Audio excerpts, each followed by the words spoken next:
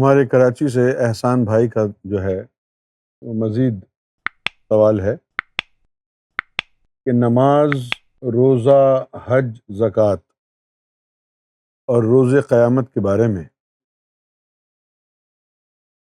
کچھ بیان کریں۔ نماز کے بارے میں یہ ہے کہ صلاۃ ایک ایسی عبادت اللہ تعالیٰ نے نبی کریم صلی اللہ علیہ وآلہ وسلم کی امت کو عطا فرمائی کہ جو عبادت ایسی ہے اس میں مجموعی طور پر جتنے بھی قدسی ہیں، فرشتے ہیں، ان تمام کی عبادتوں کو ملا دیں تب بھی وہ مومن کی صلاۃ تک نہیں پہنچ سکتے۔ کچھ فرشتے اللہ نے ایسے تخلیق فرمائے کہ جو صرف سجدے کی حالت میں ہیں، کچھ فرشتے ایسے جو رکوع کی حالت میں ہیں، وہ رکوع ہی کرتے ہیں، کچھ فرشتے ایسے جو قیام کی حالت میں ہیں۔ اور نبی پاک صلی اللہ علیہ وسلم کی امت کو اللہ رب العزت نے یہ ایسی عبادت عطا فرمائی کہ جس میں تمام ملائکہ، تمام فرشتوں کی عبادت تو شامل ہے ہی، اور سونے پر سہاگا یہ کہ مومن کے قلب کی رسائی عرش الہی تک بھی ہو گئی۔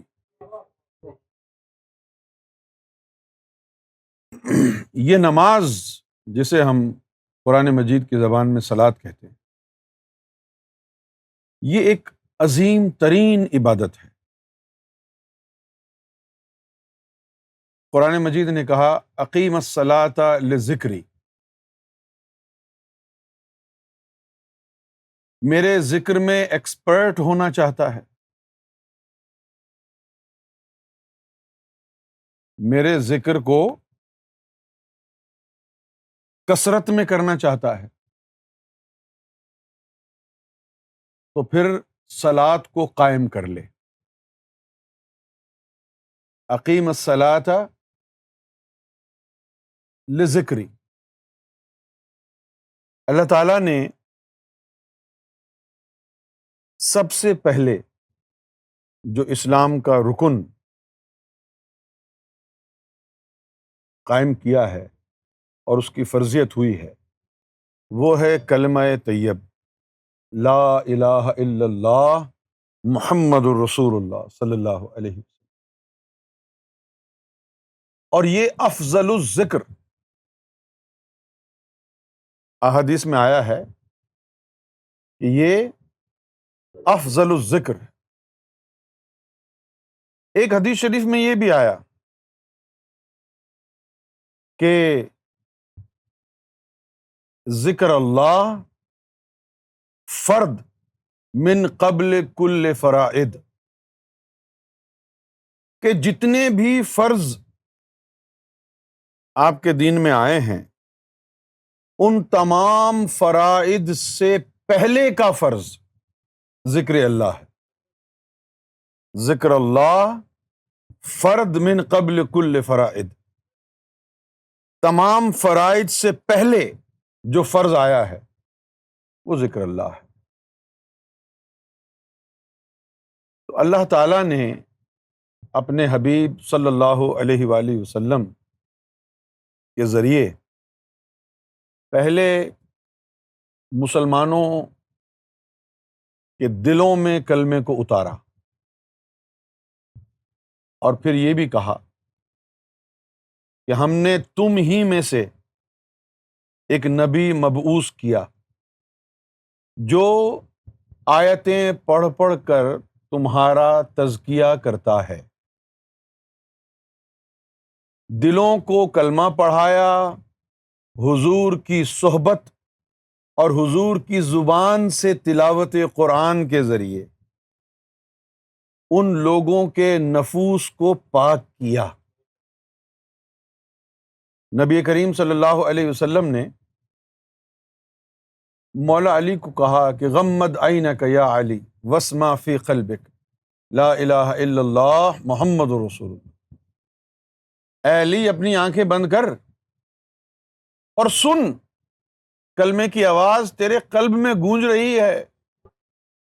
اب یہ تو ایک مثال ہے،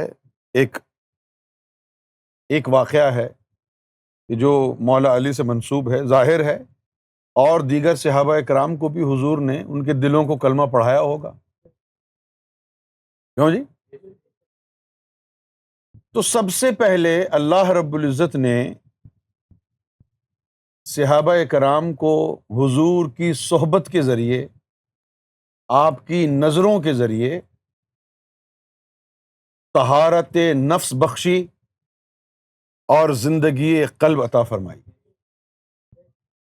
جب ان کے دلوں میں اللہ کا نور آ گیا، جب ان کے نفس صحبت رسول صلی اللہ علیہ وسلم سے پاک ہو گئے، اور پھر شب معراج میں آپ تشریف لے گئے اور مڑ کے واپس آئے، تو اب حکم آ گیا کہ صلاۃ قائم کرو۔ پھر جب انہوں نے نماز کی ادائیگی کی تو نماز کا، رکوع سجود کا، اطاعت و بندگی کا نور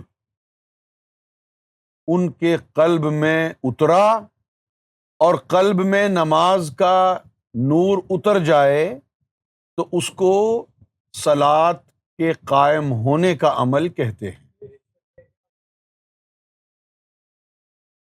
یہی وجہ ہے کہ ایک مقام پر نبی پاک صلی اللہ علیہ وسلم کی حدیث مبارکہ ہے، لا صلاۃ الا بحضور القلب،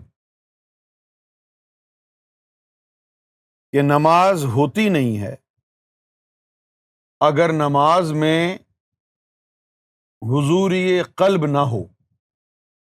اب حضوری قلب کیا ہے؟ اقرار باللسان، تصدیق بالقلب۔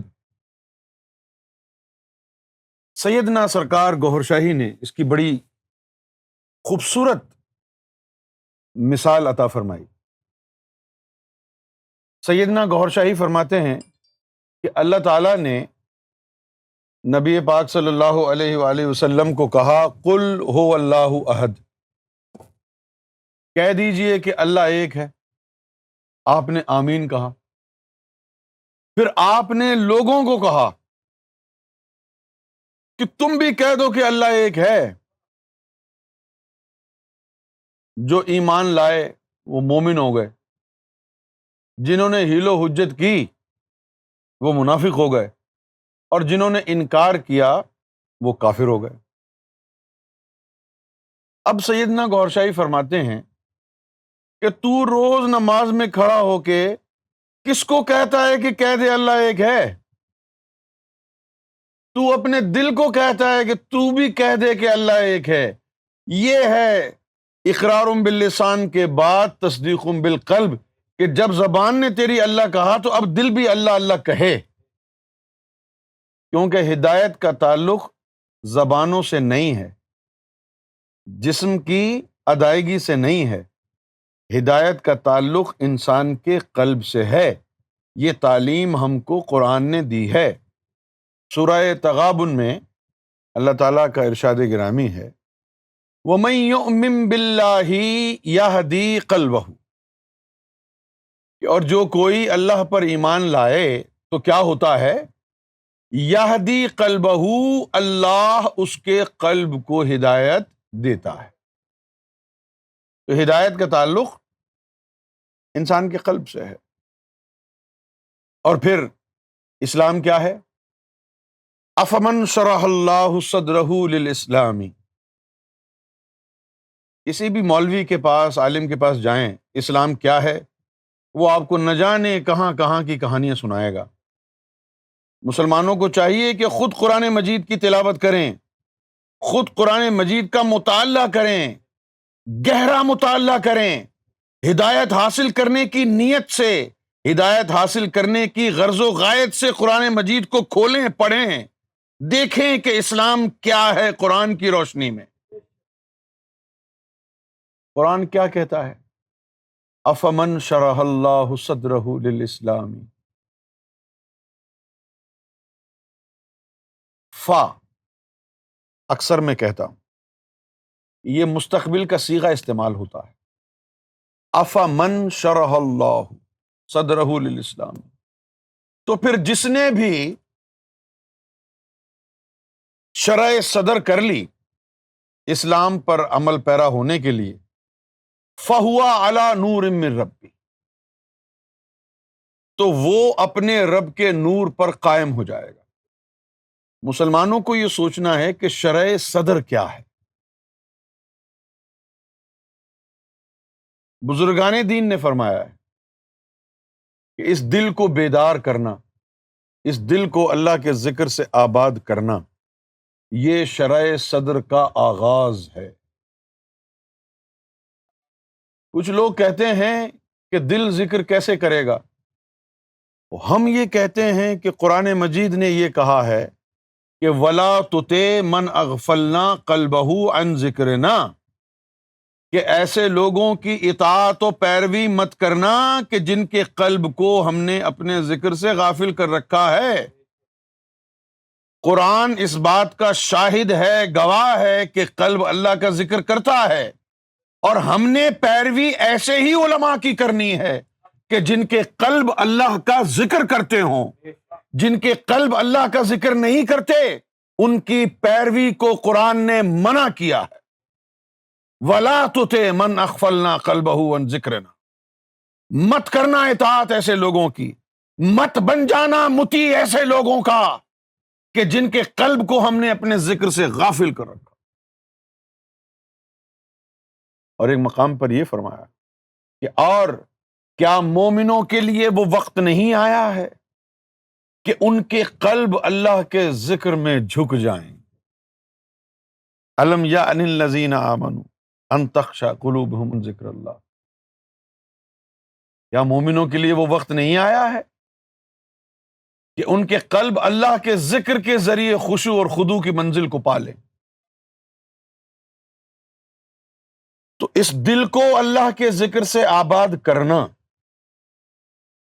اور جب اس دل کو اللہ کے ذکر سے آباد کر لو، جب دل کی دھڑکنوں میں اللہ کا ذکر اتر جائے، پھر نماز پڑھو، کیونکہ اب نماز فرض ہو گئی۔ جب تیرے دل نے اللہ اللہ کرنا شروع کر دیا تو تو مومن بن گیا، اور جب تو مومن بن گیا تو اب تجھ پر نماز فرض ہو گئی۔ مومن کلمہ زبان سے پڑھنے سے نہیں بنتا، مومن بننے کے لیے دلوں کو کلمہ پڑھانا پڑتا ہے۔ کلمے کا نور قلب میں اترے تب بندہ مومن بنتا ہے۔ کچھ عرب کے بدو جو تھے، عربی، انہوں نے اسلام قبول کیا اور فوراً وہ کہنے لگے جی ہم بھی مومن بن گئے ہیں آپ لوگوں کی طرح۔ جو حضور کے صحابی تھے وہ ان لوگوں سے کہنے لگے کہ جی ہم نے بھی آج تو اسلام قبول کر لیا ہے، تو ہم بھی اب مومن بن گئے ہیں۔ تو اللہ تعالیٰ نے فرمایا سورہ حجرات میں کہ قالت الاعراب آمنا، کہ یہ اعرابی کہتے ہیں کہ یہ مومن بن گئے ہیں۔ قل لم تؤمنوا، کہہ دیجئے یا رسول اللہ لم تؤمنوا، تم مومن نہیں ہو، ولکن قولوا اسلمنا، بلکہ یہ کہو کہ ہم تو اسلام قبول کر کے ابھی مسلمان ہوئے ہیں۔ وَلَمَّا يَدْخُلُ الْإِيمَانُ فِي قُلُوبِكُمْ، اور ابھی تو ایمان تمہارے قلب میں اترا ہی نہیں ہے، تم مومن کیسے کہہ رہے ہو اپنے آپ کو؟ اور ایمان کا قلب میں اترنا کیا ہے؟ أُولَئِكَ كَتَبَ فِي قُلُوبِهِمُ الْإِيمَانَ، کہ اللہ نے مومنوں کے دلوں پر اس میں ذات اللہ نقش کر دیا۔ تو جو دل اللہ کے ذکر سے آباد ہو جاتا ہے پھر وہ مومن ہو جاتا ہے. جب وہ مومن ہو جاتا ہے تو پھر اس پر نماز فرض ہو جاتی ہے، اور جب نماز فرض ہو جاتی ہے اور مومن بندہ نماز میں کھڑا ہوتا ہے تو اس کی تلاوت زمین پر ہو رہی ہے اور دل اس کی تلاوت کو عرش الہی پر پہنچاتا ہے. دل اس کی نماز کے نور کو عرش الہی پہ لے جاتا ہے، اور یہ تحفہ جو حضور نیچے لائے تھے، مومن کا دل یہ تحفہ واپس اوپر لے جاتا ہے. ایسی نماز مومن کی معراج ہے. الصلاۃ معراج المؤمنین. سیدنا گوہر شاہی ایسی نماز کی تلقین فرماتے ہیں، تعلیم فرماتے ہیں اور فیض عطا فرماتے ہیں. اس نماز کی جو نماز سنت مصطفیٰ ہے، سنت علی ہے، سنت صحابہ ہے، اور اس نماز کے حصول کے لیے قلب کی حاضری کی تلقین فرماتے ہیں کہ دلوں میں اللہ کے ذکر کو بساؤ. اور جو بغیر مومن بنے نمازیں پڑھتے ہیں ان کا بھی ذکر ہے قرآن میں. ان کے لیے قرآن نے کہا فویل للمصلین الذین هم عن صلاتهم ساہون. اب یہاں پھر آ گیا ہے، یہ تباہی ہے. اب یہ تباہی کب ہوگی؟ یقیناً یہ یوم محشر کی طرف اشارہ ہے کہ فویل للمصلین الذین هم عن صلاتهم ساہون، کہ جب یہ لوگ یوم محشر میں جائیں گے نمازوں پر گھمنڈ کر کے کہ ہم تو بڑے نمازی تھے، تو یہ نمازی تباہی کا شکار ہو جائیں گے، کیونکہ یہ نماز حقیقت سے غافل تھے. انہیں معلوم ہی نہیں تھا کہ نماز کی حقیقت کیا ہے. ہم یراؤن، صرف دکھاوا کرتے پھرتے تھے، دیکھو جی ہم نے یہاں نماز پڑھی، وہاں نماز پڑھی، وہاں نماز پڑھی، وہاں. اور یہ نماز ان کے لیے تباہی بن جائے گی. کون سی نماز تباہی بن جائے گی؟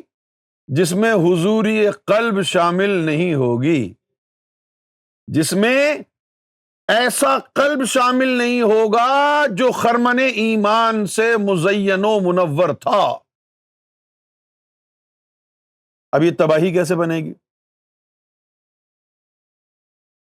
روز نمازیں پڑھی تو نے،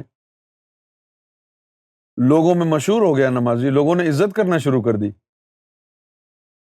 جب لوگوں نے عزت کی تو تیرا نفس موٹا ہوتا چلا گیا، اب تجھے اپنی نمازوں پر تکبر آنے لگا. ایک دن بے نمازی کو بڑی حقارت سے دیکھا اور کہا میں تجھ سے بہتر ہوں. بھول گیا کہ یہ جملہ تو ابلیس کا ہے، انا خیر منہ، کہ میں تجھ سے بہتر ہوں. بھول گیا تکبر عزازیل را خوار کرد، کہ یہ تکبر ہی تھا جس نے عزازیل کو ابلیس بنایا تھا. ادھر شرط لکھی ہوئی ہے کہ اگر رائی برابر تکبر بھی قلب میں ہوا تو جنت کے قابل نہیں. اور یہاں خالی خولی نمازوں سے نفس تکبر سے بھر گیا اور ایمان ہی تیرا چلا گیا. سیدنا گوہر شاہی اس نماز کی تلقین فرماتے ہیں کہ جس میں تو سجدے میں جائے اور کہے سبحان ربی العالی، تو رب کا جواب آئے لبیک یا عبدی. تو کہے سبحان ربی العالی اور رب کی آواز آئے لبیک یا عبدی، اے بندے میں بھی حاضر ہوں. مولا علی نے فرمایا کہ میں سجدے سے سر اس وقت تک نہیں اٹھاتا جب تک رب کا جواب نہ آ جائے لبیک یا عبدی. اسی نماز کے لیے بلے شاہ نے فرمایا اسا عشق نماز جدو نیتی ہے تدوں پل گئے مندر مسیتی ہے. اسی نماز کے لیے کہا نا. تو ہمارا نماز کے بارے میں عقیدہ ہے کہ یہ مومنین کی معراج ہے. نماز مومنین کی معراج ہے، اور یہ نماز اللہ تعالیٰ نے قرآن مجید کے مطابق مومنین پر فرض کی ہے. سب سے پہلے تیرا فرض ہے کہ تو مومن بن، اقرار باللسان اور تصدیق بالقلب دونوں کے اوپر آ. زبان اللہ اللہ کرے تو دل بھی اللہ اللہ کرے. کیوں جی؟ اگر اس قلب کا اسلام میں دین میں کوئی فنکشن نہیں ہے اور یہ محض گوشت کا ایک لوتھڑا ہے، تو میں اپنے محترم علماء کرام سے پوچھوں کہ حدیث ہے بخاری شریف کی جس میں نبی کریم صلی اللہ علیہ وسلم کا فرمان ذیشان ہے کہ اے بنی آدم، تیرے جسم میں گوشت کا ایک لوتھڑا ایسا ہے کہ اگر اس کی اصلاح ہو جائے تو پورے جسم کی اصلاح ہو جاتی ہے، اور اگر اسی میں فساد ہو تو پورا جسم فساد میں مبتلا رہتا ہے. یاد رکھ وہ تیرا قلب ہے. تو معلوم یہ ہوا کہ یہ جو گوشت کا لوتھڑا دل ہے، اس کا دین اسلام میں بڑا مقام ہے. ہاں، پورے بندے کو سدھارنا ہے تو ایک دل کو سدھار لو. یہ پیغام مصطفیٰ ہے اور یہی پیغام گوہر شاہی ہے. تو پیغام گوہر شاہی در حقیقت سنت مصطفیٰ ہے. پیغام گوہر شاہی در حقیقت سنت مصطفیٰ ہے، کیونکہ یہی ان کا پیغام ہے. تو ہم یہ سمجھتے ہیں کہ نماز جیسی عظیم ترین عبادت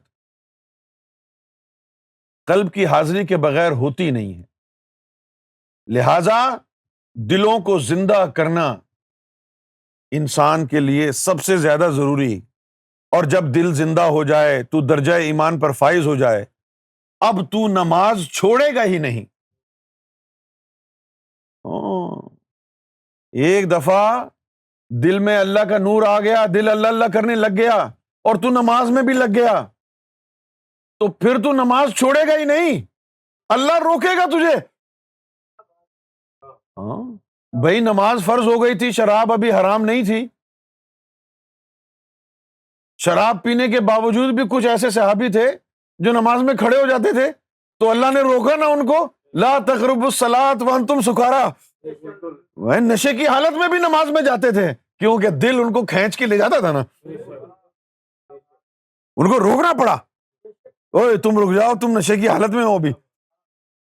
پھر جب ان کے سامنے یہ شرط رکھی کہ نشے کی حالت میں نماز نہیں پڑھ سکتے، تو نماز کا نشہ زیادہ بڑا تھا نا، تو انہوں نے نماز کا جو نشہ تھا اس کو ترجیح دی، اور جو ظاہری نشے والی چیز شراب تھی اس کو چھوڑ دیا.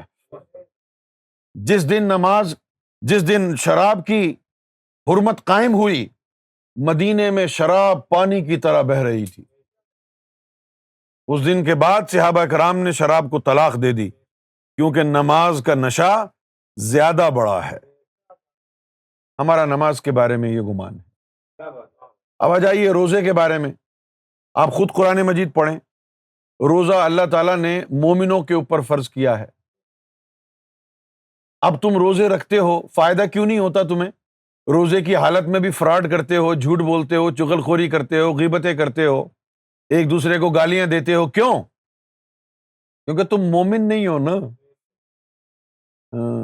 روزہ رکھنے سے پہلے اگر مومن بن جاتے تو پھر روزہ رکھتے اپنے شکم کو، پانی سے جگر کو، شکم کو غذا سے پاک رکھتے 16-17 گھنٹے، اور دل کا نور شکم میں اور جگر میں پہنچتا، تمہارے نفس تک پہنچتا، تو نفس کی طہارت حاصل ہوتی.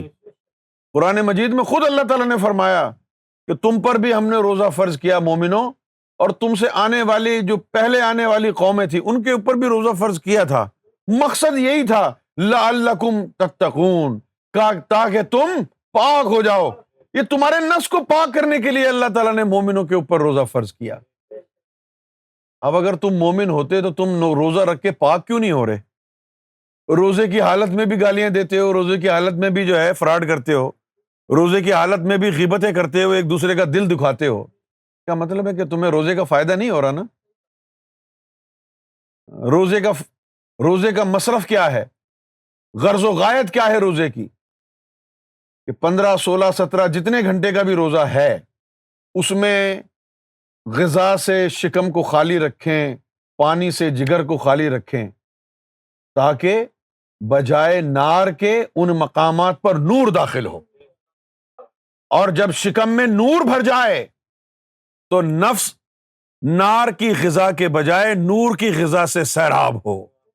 جب نفس کو نور کی غذا ملے تب نفس میں طہارت آنا شروع ہو، پھر نفس امارہ سے لوامہ بن جائے، لوامہ سے ملہمہ بن جائے، اور پھر ایک دن آئے رب راضی ہو جائے، تجلیات پڑھیں اور نفس ملہمہ بھی نفس مطمئنہ بن جائے۔ روزے کے بارے میں یہ عقیدہ ہے۔ اور پھر حج کیا ہے؟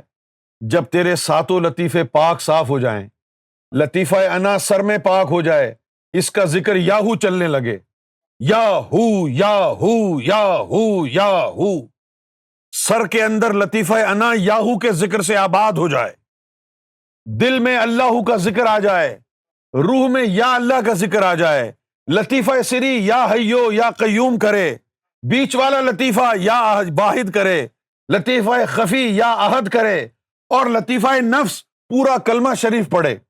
ساتوں اذکار ساتوں لطائف میں ایک ہی وقت میں ہو رہے ہوں، اور یہ لطائف کا ایک جھرمٹ، ایک لطائف کی ایک محفل، ایک بزم ذکر الہی تیرے وجود میں قائم ہو جائے، تو پھر تو حج کو جا، 7 طواف کر۔ پہلا طواف کرے گا، پہلے لطیفے پر تجلی پڑے گی بیت المعمور کی، دوسرا طواف دوسرے لطیفے پر تجلی، تیسرا طواف تیسرے لطیفے پر تجلی، 7 طواف میں ہر لطیفے پر بیت المعمور کی تجلی قائم ہوگی، تیرا حج مقبول ہوگا اور تیرا ایمان کامل ہو جائے گا۔ یہ حج ہے۔ اب زکوٰۃ کیا ہے؟ زکوٰۃ یہ ہے کہ تیرا مال پاک رہے۔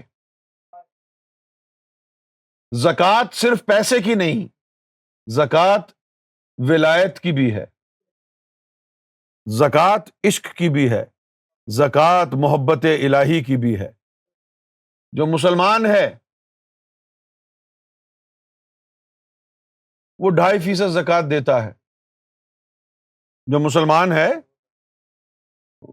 اور جو اللہ کا ولی بن گیا وہ 97.5% زکوٰۃ دیتا ہے۔ اس کا حکم کدھر ہے؟ اس کا حکم ہے سورہ مزمل میں۔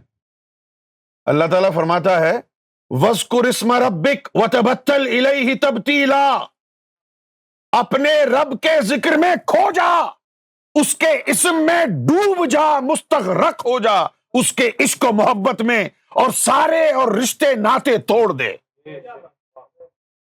وَاذْكُرِ اسْمَ رَبِّكَ وَتَبَتَّلْ إِلَيْهِ تَبْتِيلًا، اپنے رب کے اسم میں ایسا مستغرق ہو کہ تیرا قلب و قالب اس کے اسم کے نور کے بحر میں ڈوب جائے، تیرے سر میں موجود لطیفہ انا اس کے اسم میں ڈوب جائے، تیرا نفس اس میں ڈوب جائے، تیرے لطائف کل اس میں مستغرق ہو جائیں، تجھے رب کے علاوہ کوئی یاد نہ رہے۔ جب کوئی یاد ہی نہ رہے تو پھر اب تیری زکوٰۃ کتنی ہونی چاہیے؟ 2.5% زکوٰۃ اس کے لیے تھی کہ جس نے بیوی بچے پالنے ہیں، ماں باپ پالنے ہیں، اور تو اسپیشل رب کا دوست بننا چاہتا ہے، تو رب کے اسم کے دریا میں غوطہ زن ہے، تو دریائے وحدت میں غوطہ زن ہو گیا، تیرا وجود اندر اور باہر سے رب کی محبت و عشق میں مستغرق ہو گیا، تجھے رب کے علاوہ کوئی یاد نہیں، سارا کا سارا تیرے پاس جو ہے وہ زکوٰۃ میں جائے گا۔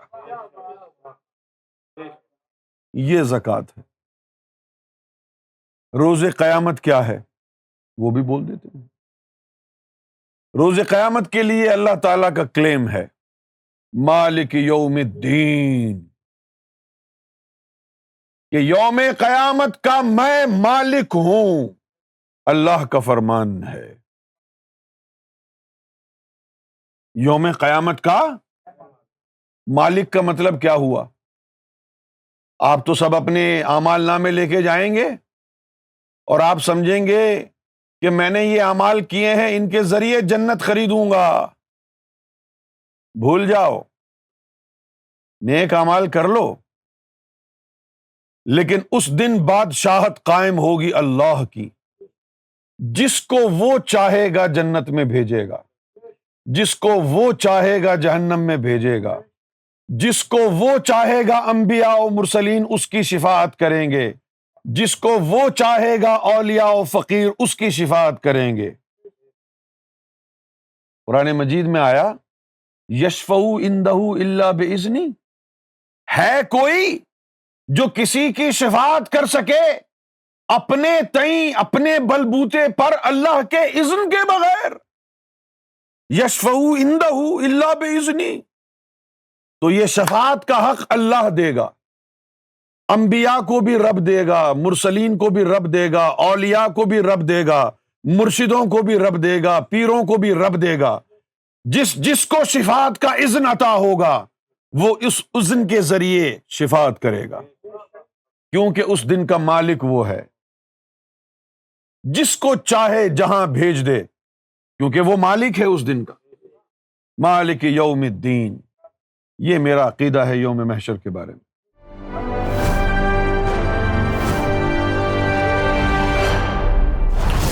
TV, bringing light, love, and peace in your life.